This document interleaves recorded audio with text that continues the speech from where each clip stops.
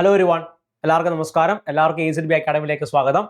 അപ്പോൾ നമ്മൾ പ്രധാനമായിട്ട് എത്തിയിട്ടുള്ളത് നിങ്ങൾക്ക് എല്ലാവർക്കും അറിയാമായിരിക്കും, ഈ അടുത്ത ഇടയായിട്ട് കുറച്ച് സമയങ്ങളിലായിട്ട് നമ്മുടെ യൂട്യൂബിലും മറ്റുമായിട്ട് നിറഞ്ഞിരിക്കുന്ന കുറച്ച് വീഡിയോസ് എന്ന് പറയുന്നത് പ്രധാനമായിട്ട് ഈ പറയുന്ന SSCയുടെ വെൻഡേഴ്സ് മാറാൻ വേണ്ടി പോകുന്നു.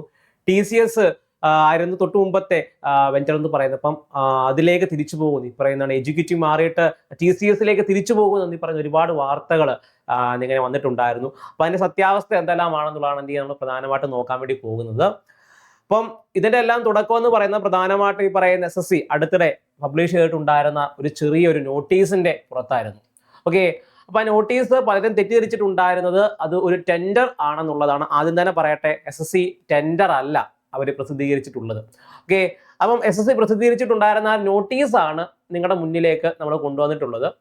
അതിങ്ങനെയാണ്, റിക്വസ്റ്റ് ഫോർ ഇൻഫോർമേഷൻ ഉള്ളതാണ്, RFI എന്നുള്ളതാണ് എന്ത് ചെയ്യുന്നത് നൽകിയിട്ടുള്ളത്, റിക്വസ്റ്റ് ഫോർ ഇൻഫോർമേഷൻസ്. ഇന്ന് നോക്കാം എന്താണെന്നുള്ളത്.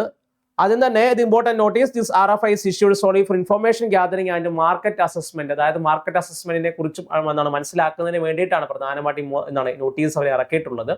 അതുകൂടാതെ തന്നെ RFI does not constitute a solicitation, tender or commitment to procure any solution. Responses will be used to understand available technologies, approaches and implementations considering for the digital examinations. Respondents are advised not to include proprietary information unless clearly marked and shared at their discretion എന്ന് പറഞ്ഞ് നൽകിയിട്ടുണ്ട്. അതായത് ഒന്നുമില്ല, പ്രധാനമായിട്ട് ഇതൊരു tender അല്ലെന്ന് തന്നെ ആദ്യമേ SSC പറഞ്ഞു തുടങ്ങുകയാണ് അവിടെ ചെയ്യുന്നത്. മറ്റൊന്നുമല്ല, ഇതിന്റെ കാമ്പ് എന്താണെന്ന് ചോദിച്ചു കഴിഞ്ഞാൽ SSC എക്സാമിനേഷൻസിന് പ്രധാനമായിട്ടും അവർക്ക് വേണ്ടി വരുന്ന കുറച്ച് ടെക്നോളജീസ് ഉണ്ട്. അതേപോലെ തന്നെ അതുമായിട്ട് ബന്ധപ്പെട്ട് വളരെ നല്ല രീതിയിൽ SSC എക്സാമിനേഷൻസ് നടത്താൻ വേണ്ടുന്ന കുറച്ച് ടെക്നിക്കൽ സപ്പോർട്ട് അവർക്ക് ആവശ്യമാണ്. ആ ടെക്നിക്കൽ സപ്പോർട്ട് സീക്ക് ചെയ്തുകൊണ്ട് ഈ പറയുന്ന പ്രൈവറ്റ് എൻറ്റിറ്റീസിൽ നിന്നും അല്ലെങ്കിൽ പറയുന്ന പ്രൈവറ്റ് കമ്പനികളിൽ നിന്നും ഒരു ടെക്നിക്കൽ സപ്പോർട്ട് അവർ ആവശ്യപ്പെട്ടുകൊണ്ടുള്ള ഒരു നോട്ടീസാണ് പൊതുവെ എന്ത് ചെയ്യുന്നത് ഇറക്കിയിട്ടുള്ളത് എന്നുള്ളതാണ്. അപ്പൊ അതിനകത്ത് വ്യക്തമായിട്ട് തന്നെ ആ നോട്ടീസ് അവർ പറയുന്നുണ്ട്, Staff Selection Commission conduct a large-scale examination across multiple subjects and regions in view of the increasing scale complexity and the need for the transparency. SSC is exploring secure, scalable, and technology-driven solutions for the end-to-end delivery of the examinations in digital mode. Through this RFI, SSI invites information from the interested entities on technology approaches, architectures, security practices, operational models, and indicative cost drivers related to the digital examination centers. This exercise is non-binding and intended to inform SSC's future strategy, which may be include the pilots or proof of concepts and subsequent procurement process എന്ന് പറഞ്ഞ ഒരു ചെറിയൊരു നോട്ടീസാണ് എന്ത് ചെയ്യുന്നത് അവിടെ നൽകിയിട്ടുള്ളത്. അതായത് ഒന്നുമല്ല, വളരെ സിമ്പിളായിട്ട് പറഞ്ഞു കഴിഞ്ഞാൽ തന്നെ ചെറിയൊരു വിഷയം ഈ കഴിഞ്ഞ കുറച്ച് നാളുകളായിട്ട്, അതായത് ഈ പറയുന്ന എന്താണ് തൊട്ട് മുമ്പത്തെ ഇപ്പൊ നടത്തിക്കൊണ്ടിരിക്കുന്ന വെഞ്ചർ അല്ലെ, ഈ പറയുന്ന എഡ്യൂക്കേറ്റീവ് പറയുന്ന രീതിയിൽ എക്സാമിനേഷൻ നടത്തുന്നതുമായി ബന്ധപ്പെട്ട് ഒരുപാട് വിഷയങ്ങൾ നടന്നിട്ടുണ്ടായിരുന്നു അല്ലേ. തൊട്ടുമുമ്പ് TCS ആയിരുന്നു. അപ്പം ഈ പറയുന്ന പുതിയ വെൻഡർ അങ്ങോട്ട് വന്നപ്പം ഇവർക്ക് TCSന്റെ കൂട്ട് എല്ലായിടത്തും സെന്റേഴ്സ് ഇല്ല. സെന്റേഴ്സ് ഉള്ളടം എന്ന് പറയുന്നത് ഈ പറയുന്ന പ്രധാനപ്പെട്ട കുറച്ചിടങ്ങളിൽ മാത്രമേ ഉള്ളൂ. അപ്പം പ്രശ്നമാവുന്നത് എവിടെയാണ് എന്ന് ചോദിച്ചാൽ, അവര് ഈ പറയുന്ന റിമോട്ട് ഏരിയസിലേക്ക് മാറുന്ന സമയങ്ങൾ, റിമോട്ട് ഏരിയസ് ആയിട്ടുള്ള സ്ഥലങ്ങളിലേക്ക് SSCയുടെ എക്സാമിനേഷൻസ് കണ്ടക്ട് ചെയ്യേണ്ടതായിട്ട് വരുന്ന സമയങ്ങളിൽ ഇവർക്ക് ഈ പറയുന്ന പകരം മറ്റ് സ്ഥലങ്ങളിലേക്ക് അല്ലെങ്കിൽ മറ്റ് സ്ഥാപനങ്ങളിലേക്ക് ടെൻഡേഴ്സ് കൊടുക്കേണ്ടതായിട്ട് വരും. അപ്പൊ അത് ഈ പറയുന്ന പല പ്രശ്നങ്ങൾക്കും കാരണമാകാറുണ്ട്. അതാണ് പ്രധാനമായിട്ട് ഈ പറയുന്ന രീതിയിൽ നമ്മൾ SSC എക്സാമിനേഷൻസിന് വേണ്ടിയിട്ട് അപ്ലൈ ചെയ്യുന്ന സമയങ്ങളിൽ നമ്മൾ വെക്കുന്നിടത്തല്ല എക്സാമിനേഷൻസ് എന്ത് ചെയ്യുന്നത് നമുക്ക് കിട്ടുന്നത് എന്നുള്ളതാണ്. ആലപ്പുഴ ഞാൻ എക്സാമിനേഷന് വേണ്ടി സെന്റർ വെച്ച് കഴിഞ്ഞാൽ എനിക്ക് കിട്ടുന്നത് തിരുവനന്തപുരമായിരിക്കും. അല്ലെങ്കിൽ ഈ പറയുന്ന രീതിയിൽ ഞാനിപ്പോൾ കൊച്ചിയിലാണ് വെക്കുന്നത്, എനിക്ക് കിട്ടുന്നത് തൃശ്ശൂരായിരിക്കും. അങ്ങനെ ഈ പറയുന്ന വെക്കുന്നിടത്ത് കിട്ടാത്തൊരവസ്ഥ പ്രധാനമായിട്ടും വരാനുള്ള കാരണമെന്ന് പറയുന്നത് ഇത് തന്നെയാണെന്നുള്ളതാണ്. അവർക്ക് എല്ലായിടത്തും ഉള്ള ഒരു കണക്ടിവിറ്റി അവർക്ക് ഇല്ല എന്നുള്ളതാണ്. ഇപ്പോൾ TCSന്റെ കൂട്ടുള്ള കണക്ടിവിറ്റി ഇപ്പോഴത്തെ വെൻഡറിന് ഇല്ല എന്നുള്ളതാണ്. ഓക്കെ, അത് മാത്രം ചില പ്രശ്നങ്ങൾ SSC എക്സാമിനേഷനുമായി ബന്ധപ്പെട്ടുണ്ടായിരുന്നു. അതായത് ഈ പറയുന്ന നോർത്ത് ഇന്ത്യയിൽ, അതായത് പറയുന്ന മൈസൂരിലും അതേപോലെ തന്നെ മറ്റു പല പ്രദേശങ്ങളിലുമായിട്ട് ഈ അടുത്തിടെ നടത്തുന്ന എക്സാമിനേഷൻസിനകത്ത് ഒരുപാട് ഈ പറയുന്ന രീതിയിൽ അപാകതകൾ ഉണ്ട് എന്നുള്ള കാര്യങ്ങൾ നമ്മൾ നോട്ട് ചെയ്തിട്ടുണ്ടായിരുന്നു. അതിൽ ഒന്നെന്ന് പറയുന്നത് ഈ പറയുന്ന ഞാനൊരു എക്സാമിനേഷൻ എഴുതാനിരിക്കുകയാണ്. എക്സാമിനേഷൻ എഴുതിയതിനു ശേഷം ഞാൻ ഈ പറയുന്ന രീതിയിൽ 5ാമത്തെ ക്വസ്റ്റ്യൻ എടുക്കുന്നു, 5ാമത്തെ ക്വസ്റ്റ്യനിലേക്ക് എത്തുന്നു. അതിനുശേഷം ഞാനൊരു ഓപ്ഷൻ അവിടെ ക്ലിക്ക് ചെയ്യുകയാണ്. ക്ലിക്ക് ചെയ്ത ശേഷം സേവ് തന്നെ നെക്സ്റ്റ് കൊടുക്കുന്ന സമയങ്ങളിൽ അത് സേവ് ആകുന്നതിന് ഒരുപാട് സമയം എടുക്കുന്നു. രണ്ടാമതായിട്ട് ക്വസ്റ്റ്യൻ ലോഡ് ആവുകയാൻ എന്ത് ചെയ്യുന്നു, ഒരുപാട് സമയം എടുക്കുന്നു. ഒരുപാട് ദൂരത്തേക്ക് എനിക്ക് സെന്റർ കിട്ടുന്നു. ഇത്രയും മാത്രമാണോ? അല്ല, ഇത് കൂടാതെ തന്നെ പിന്നെയും കുറെ പ്രശ്നങ്ങൾ ഉണ്ടായിരുന്നു.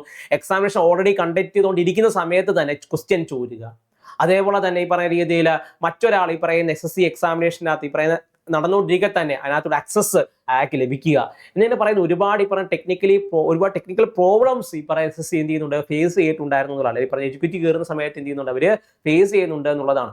അപ്പം ആ ഒരു എന്താണ് പ്രോബ്ലം അവർക്ക് മാറ്റിയെടുക്കേണ്ടതായിട്ട് ഉണ്ട് എന്നുള്ളത് വളരെ ശരിയായിട്ടുള്ള കാര്യമാണ്. കാരണം അത് ശരിയാക്കാത്ത പക്ഷം ഒരുപാട് പ്രശ്നങ്ങളിലേക്ക് പോകും. ഈ പറയുന്ന രീതി ഒരുപാട് പരീക്ഷകൾ മാറ്റി വെക്കേണ്ടതായിട്ടും അടുക്കളയിൽ വരാനുള്ള ഒരു കാരണവും തന്നെ ഇതാണെന്നുള്ളതാണ്. ഈ പറയുന്ന പ്രശ്നങ്ങളൊന്നും തന്നെ ഈ പറഞ്ഞ ടാറ്റ ഈ പറയുന്ന രീതി TCS നടത്തിക്കൊണ്ടിരിക്കുന്ന സമയങ്ങളിൽ നമ്മൾ കണ്ടിട്ടില്ലായിരുന്നു എന്നുള്ള ഒരു പ്രശ്നമാണ്. ഓക്കെ, ഈ ബഫറിംഗ് ഒന്നും അങ്ങനെ വലിയ രീതിയിലൊന്നും എന്ത് ചെയ്യുന്നില്ല, അങ്ങനെ വരാറില്ലായിരുന്നു എന്നുള്ളതാണ്. കാരണം ടാറ്റയ്ക്ക് ഈ പറയുന്ന സെന്റേഴ്സിന് ഒരു ക്ഷാമവും ഇല്ല എന്നുള്ളതായിരുന്നു ഒരു പ്രത്യേകത എന്ന് പറയുന്നത്. ഓക്കെ, അപ്പൊ അതുകൊണ്ട് തന്നെ ഒരു കാര്യം ആദ്യം തന്നെ പറയട്ടെ, വെൻഡറിനെ ഒന്നും SSC മാറ്റാൻ വേണ്ടി പോകുന്നില്ല എന്നുള്ളതാണ്. ഇതേ വെൻഡറിനെ വെച്ച് തന്നെ ആയിരിക്കും അവർ എന്ത് ചെയ്യുന്നത്, ഇനി വരുന്ന എക്സാമിനേഷൻസും കണ്ടക്ട് ചെയ്യുന്നത് എന്നുള്ളതാണ്. പെട്ടെന്ന് തന്നെ ഒരു ടെൻഡറിനെ ഒരു വെൻഡറിനെ മാറ്റിക്കൊണ്ട് പുതിയൊരു ടെൻഡർ വിളിച്ചെടുക്കുക എന്ന് പറയുന്നത് ഇച്ചിരി ബുദ്ധിമുട്ടുള്ള ഒരു കാര്യമായതുകൊണ്ട് തന്നെ ഈ നിൽക്കുന്ന അവരിപ്പോൾ എടുത്തിരിക്കുന്ന ആ വെൻഡറിനെ വെച്ചുകൊണ്ട് തന്നെ അവർ എക്സാമിനേഷൻ നടത്തുകയും അതിനോടൊപ്പം തന്നെ ചില പാർട്ട്നേഴ്സിനെ, അതായത് ഈ പറയുന്ന വിളിക്കുള്ള ചില ടെക്നോളജിക്ക് അത്യാവശ്യം നല്ല അറിയുന്ന end to end encryption, okay, അതായത് ഈ പറയുന്ന രീതിയിൽ നമ്മൾ വാട്സാപ്പിലും മറ്റും കാണപ്പെടുന്ന പോലെ ഞാനും ഞാനൊരു എക്സാമിനേഷൻ എഴുതുകയാണെങ്കിൽ ഞാനും അതേപോലെ തന്നെ എക്സാമിനേഷൻ അല്ലെങ്കിൽ പറയാം നമുക്ക് നൽകുന്ന ആ ഒരു സെർവറും തമ്മിൽ മാത്രം ഒരു കണക്ഷൻ മാത്രമേ ഉണ്ടാവുള്ളൂ. അല്ലെങ്കിൽ നമ്മളൊരു ഉത്തരം നൽകുന്നു, അത് റീഡ് ചെയ്യുന്നു, അതിനിടയിൽ ഒരു തേർഡ് പാർട്ടിക്ക് ഒരിക്കലും എന്ത് ചെയ്യാൻ പറ്റത്തില്ല, അതിലേക്ക് ആക്സസ് ചെയ്യാൻ വേണ്ടി സാധിക്കില്ല എന്നുള്ള ഒരു പരിപാടി അതിലേക്ക് കൊണ്ടുവരികയാണ്. അതേപോലെ തന്നെ ബയോമെട്രിക് ഒതന്റിഫിക്കേഷൻ, അതേപോലെയുള്ള ഒരുപാട് ഈ പറയുന്ന രീതിയിൽ സെക്യൂർ ആയിട്ട് എക്സാമിനേഷൻ നടത്താനുള്ള ടെക്നോളജി ഉള്ള സ്ഥാപനങ്ങളെയാണ് പുതിയ അവരെന്ത് ചെയ്യുന്നത്, ക്ഷണിച്ചിട്ടുള്ളത്. അപ്പൊ അങ്ങനെയൊക്കെ ആണെങ്കിൽ ഇതുമായിട്ട് ഇൻകോപ്പറേറ്റ് ചെയ്തുകൊണ്ട് അവരെന്ത് ചെയ്യുന്നത്, നടത്തിക്കൊണ്ട് പോകും എന്നുള്ളത് ആണ്. അല്ലാതെ ഈ പറയുന്ന വീഡിയോകളിൽ നിങ്ങൾ കാണുന്നത് പോലെ തന്നെ ഈ പറയുന്ന രീതിയിൽ അവര് വെൻഡറിനെ ഒന്ന് മാറ്റാൻ വേണ്ടിയിട്ട് പോകുന്നില്ല എന്നുള്ളതാണ്. ഇച്ചിരി ഈ പറയുന്ന രീതിയിൽ അങ്ങനെ നമുക്ക് പ്രതീക്ഷിക്കേണ്ട ആ ഒരു ആവശ്യവും ഇല്ല എന്നുള്ളതാണ്. അപ്പോൾ പ്രധാനമായിട്ടും ചെയ്യേണ്ടതെന്ന് പറയുന്നത് ഈ വെൻഡറിനെ മാറ്റുന്ന കാര്യത്തിൽ എന്ത് ചെയ്യുക, ശ്രദ്ധ കേന്ദ്രീകരിക്കാതെ തന്നെ പരീക്ഷകൾക്ക് വേണ്ടി തയ്യാറെടുക്കുക എന്നുള്ളതാണ്. ശരിയാണ്, ചെറിയ ചെറിയ വീഴ്ചകളൊക്കെ പറയുന്ന രീതിയിൽ SSCയുടെ ഭാഗത്തുനിന്ന് ഉണ്ടാവാറുണ്ട്. ഓക്കെ, പക്ഷേ ഈ പറയുന്ന വീഴ്ചകളൊക്കെ അവിടെ ഉണ്ടാകും. അതോടൊപ്പം തന്നെ ഈ പറയുന്ന രീതിയിൽ വീഴ്ചകൾ മാത്രം നോക്കിക്കൊണ്ടിരുന്നു കഴിഞ്ഞാൽ വരുന്ന പരീക്ഷകളിൽ നല്ല രീതിയിൽ തിളങ്ങാൻ വേണ്ടി സാധിക്കില്ല എന്നുള്ളതാണ്. അപ്പോൾ നമ്മൾ പ്രധാനമായിട്ടും ചെയ്യേണ്ടത് എന്താണെന്ന് ചോദിച്ചു കഴിഞ്ഞാൽ നമ്മുടെ പഠനം മുന്നോട്ടേക്ക് അതുവഴി തന്നെ എന്ത് ചെയ്യുക, കൊണ്ടുപോകുക എന്നുള്ളതാണ്. അത് ഇനി SSC ആയിക്കോട്ടെ, RRB ആയിക്കോട്ടെ, ഏത് എക്സാമിനേഷൻ ആയിക്കോട്ടെ, നമ്മൾ എന്ത് ചെയ്യണം, നമുക്ക് ചെയ്യാനുള്ള കാര്യങ്ങൾ പൊതുവെ നല്ല രീതിയിൽ ചെയ്തു പോവുക എന്നുള്ളതാണ്, അല്ലേ? പഠിക്കാനുള്ളത് എന്ത് ചെയ്യുക, വ്യക്തമായിട്ട് തന്നെ നമ്മൾ പഠിച്ചു പോവുക. എഴുതേണ്ട എക്സാമിനേഷൻസ് എല്ലാം നമ്മൾ എന്ത് ചെയ്യും, പോയി എഴുതണം, അല്ലേ? പറയുന്ന പ്രശ്നങ്ങളൊക്കെ ഉണ്ട്, അതൊക്കെ വളരെ രീതിയിൽ അത് ശരിയായ രീതിയിലൊക്കെ അത് തീർക്കേണ്ടത് അനിവാര്യമാണ്, അല്ലെ? ഒരു ഉദ്യോഗത്തെ സംബന്ധിച്ചോളം ഈ പറയുന്ന രീതിയിൽ അവന് ജോലി കിട്ടേണ്ടത് വളരെ അനിവാര്യമായ കാര്യമാണ്. അപ്പൊ അതിനകത്ത് വരുന്ന കേടുപാടുകളൊക്കെ തീർത്തു തരേണ്ടത് ആ എക്സാമിനേഷൻ നടത്തുന്ന ആ എൻറ്റിറ്റിയുടെ അവരുടെ ഒരു ജോലിയാണ്. അപ്പൊ അത് ചെയ്യേണ്ടതായിട്ടുണ്ട്. ഓക്കെ, അവർ ചെയ്യുമെന്ന് നമ്മൾ പ്രതീക്ഷിക്കുകയാണ്, അല്ലെ? പറയുന്ന പോരായ്മകളൊക്കെ മാറ്റിക്കൊണ്ട് അവർ വരേണ്ടതും ആണ്. അപ്പൊ അതൊക്കെ അവർ മാറ്റും എന്ന് നമ്മൾ പ്രതീക്ഷിക്കുകയാണ്. അതേപോലെ തന്നെ വെൻഡർ മാറുന്നില്ലെന്ന് പറയട്ടെ. അപ്പം SSCക്കും ഈ പറയുന്ന PSCക്ക് ആയിക്കോട്ടെ, അല്ലെങ്കിൽ പറയുന്ന RRBക്ക് ആവുന്ന പറയുന്ന പരീക്ഷകളൊക്കെ പഠിക്കുന്നവർ നമ്മുടെ പഠനത്തിൽ തന്നെ എന്ത് ചെയ്യുക, കോൺസെൻട്രേറ്റ് ചെയ്ത് പഠിക്കാൻ വേണ്ടിയിട്ട് ശ്രമിക്കുക എന്നുള്ളതാണ്. ഓക്കെ, ബാക്കിയുള്ള ഈ പറയുന്ന RRBയിലോ മറ്റൊന്നും ഈ പറയുന്ന രീതിയിൽ വ്യത്യാസങ്ങളൊന്നും വരുന്നില്ല. ഓക്കെ, അപ്പൊ അതുകൊണ്ട് തന്നെ ആ ഒരു പരീക്ഷകളൊക്കെ എന്ത് ചെയ്യുക, നല്ല രീതിയിൽ കോൺസെൻട്രേറ്റ് ചെയ്ത് മുന്നോട്ടേക്ക് പോവുക. അതേപോലെ തന്നെ ഒരു കാര്യം കൂടെ പറഞ്ഞു നിർത്തട്ടെ, അതായത് നമ്മുടെ RRBയുടെ പുതിയൊരു നോട്ടിഫിക്കേഷൻ അവർ റിലീസ് ചെയ്തിട്ടുണ്ടായിരുന്നു. അതിൻ്റെയൊക്കെ ലാസ്റ്റ് ഡേറ്റ് അടുത്തിരിക്കുകയാണ്. ഇപ്പൊ നിങ്ങൾ ആരെങ്കിലും അത് അയക്കാൻ വേണ്ടിയിട്ട് വിട്ടുപോയിട്ടുള്ളവരാണെങ്കിൽ ഉടനെ തന്നെ അത് അയക്കാൻ വേണ്ടി ശ്രമിക്കുക. ഒരുപാട് വേക്കൻസികളൊക്കെ റിപ്പോർട്ട് ചെയ്തിട്ടുള്ള ഒരു പരീക്ഷയും കൂടിയാണ്. ഈ വീഡിയോ കണ്ടുകൊണ്ടിരിക്കുമ്പോൾ നിങ്ങൾക്ക് പറയുന്ന രീതിയിൽ നിങ്ങൾ ഡേറ്റ് നോക്കുക, എന്നിട്ട് ഈ പറഞ്ഞ രീതിയിൽ കഴിഞ്ഞു പോയിട്ടില്ല എങ്കിൽ നിങ്ങൾ ഉടനെ അത് അപ്ലൈ ചെയ്യാൻ വേണ്ടി ശ്രമിക്കുക എന്നുള്ളതാണ്. ഒരു അവസരവും പാഴാക്കി കളയരുത്. അതേപോലെ തന്നെ എവിടെ നിന്ന് പഠിച്ചു തുടങ്ങണോ എന്നുള്ള ഒരു സംശയം നിങ്ങളുടെ മുന്നിൽ ഉണ്ടെങ്കിൽ പേടിക്കേണ്ട ആവശ്യമില്ല. നമ്മുടെ RRB ഗ്രൂപ്പ് ഡിക്ക് വേണ്ടി പുതിയൊരു ബാച്ച് നമ്മൾ സ്റ്റാർട്ട് ചെയ്തിട്ടുണ്ടായിരുന്നു. ഇതിന്റെ ഭാഗമായിട്ട് എനിക്ക് പറയുന്ന കംപ്ലീറ്റ് സിലബസ് കവറേജ് ലഭിക്കുന്നതായിരിക്കും, PYQ ബേസ്ഡ് ട്രെയിനിങ് ലഭിക്കുന്നതായിരിക്കും, വീക്ക്ലി പ്രാക്ടീസ് സെക്ഷൻസും എല്ലാം ഇതിന്റെ ഭാഗമായിട്ട് എന്ത് ചെയ്യും, ലഭിക്കുന്നതായിരിക്കും. അപ്പൊ നിങ്ങൾ പ്രധാനമായിട്ടും ചെയ്യേണ്ടതെന്ന് പറഞ്ഞു കഴിഞ്ഞാൽ നമ്മളെ കൂടെ ഒരുമിച്ച് എന്ത് ചെയ്യും, പഠിച്ചു പോവുക എന്നുള്ളത് മാത്രമാണ്. എന്തെങ്കിലും ഡൗട്ട് ക്ലാസ്സുമായിട്ട് ബന്ധപ്പെട്ടോ കോഴ്സുകളായിട്ട് ബന്ധപ്പെട്ട എന്തെങ്കിലും ഡൗട്ടോ എന്തെങ്കിലും കാര്യങ്ങളും ഉണ്ടെങ്കിൽ തൊട്ട് താഴെ നമ്മൾ വിളിച്ച് എന്ത് ചെയ്യുക, കോൺടാക്ട് ചെയ്യുക. അതേപോലെ തന്നെ ഈ വിഷയത്തിൽ നമ്മളിപ്പോൾ തൊട്ടും പറഞ്ഞിട്ടുള്ള ഈ വിഷയത്തിൽ എന്തെങ്കിലും സംശയങ്ങളോ മറ്റു കാര്യങ്ങൾ കൊണ്ട് എന്ത് ചെയ്യുക, താഴെ കമന്റ് ബോക്സിൽ അറിയിക്കുന്നത് നന്നായിരിക്കും. ഓക്കെ, അപ്പൊ നിങ്ങളുടെ കൂട്ടത്തിലുള്ള ആളുകൾക്ക് എന്ത് ചെയ്യാൻ പറ്റും, ഈ പറയുന്ന രീതിയിൽ നിങ്ങളുടെ അഭിപ്രായങ്ങൾ എന്തെല്ലാമാണെന്നുള്ളത് ബാക്കിയുള്ളവർക്ക് മനസ്സിലാക്കാൻ വേണ്ടി സാധിക്കും എന്നുള്ളതാണ്. ഓക്കെ, അപ്പം നിങ്ങൾക്ക് അറിയാവുന്ന കാര്യങ്ങളൊക്കെ തന്നെ നിങ്ങൾ താഴെ കമന്റ് ആയിട്ട് അറിയിക്കുക. നിങ്ങളുടെ അഭിപ്രായങ്ങളും എന്ത് ചെയ്യുക, അറിയിക്കാൻ വേണ്ടി ശ്രമിക്കുക. Okay, thank you, by.